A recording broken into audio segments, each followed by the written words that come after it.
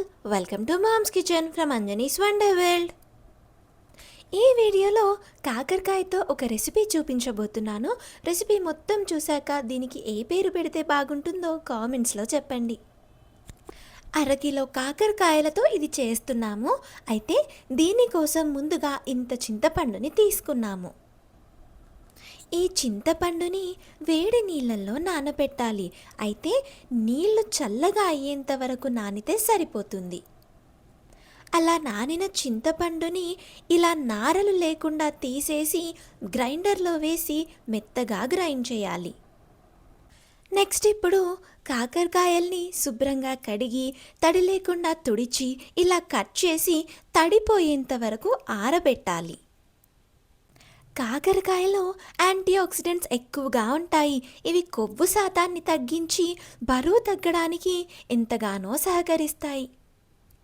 ఒక బాండీలో డీప్ ఫ్రైకి సరిపడా ఆయిల్ పోసి అది వేడెక్కిన తర్వాత ఇందాక ఆరబెట్టిన కాకరకాయ ముక్కల్ని ఈ ఆయిల్లో వేసి డీప్ ఫ్రై చేయాలి.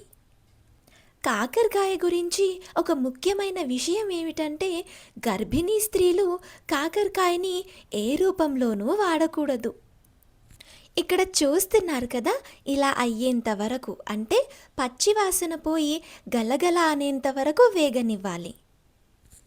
కాకరకాయతో మీ ఫేవరెట్ రెసిపీ ఏంటో నాకు కామెంట్స్లో చెప్పండి.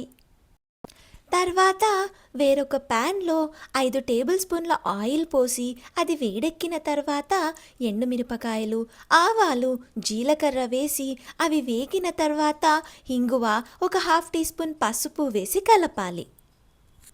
అయితే మేము ఇక్కడ వెల్లుల్లిపాయలు వేయడం లేదు, మీకు కావాలంటే వేసుకోవచ్చు. నెక్స్ట్ ఇప్పుడు ఇందాక గ్రైండ్ చేసిన చింతపండు మిశ్రమాన్ని ఇందులో వేసి కలపాలి.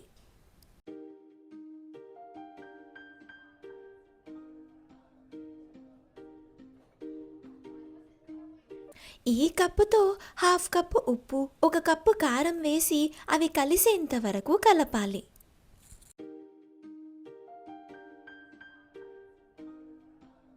తర్వాత అదే కప్పుతో 1 కప్పు బెల్లం పొడి వేసి కలపాలి.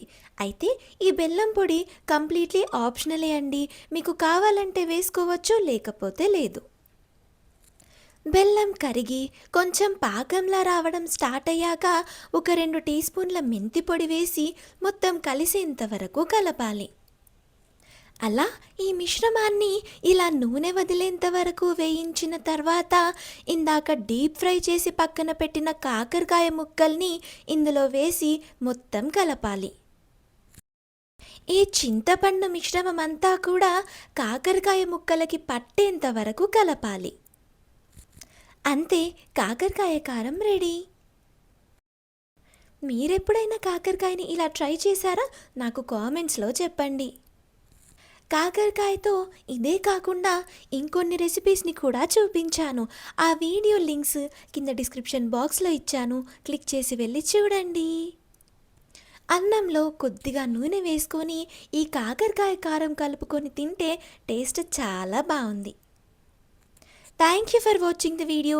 Do like, share and subscribe.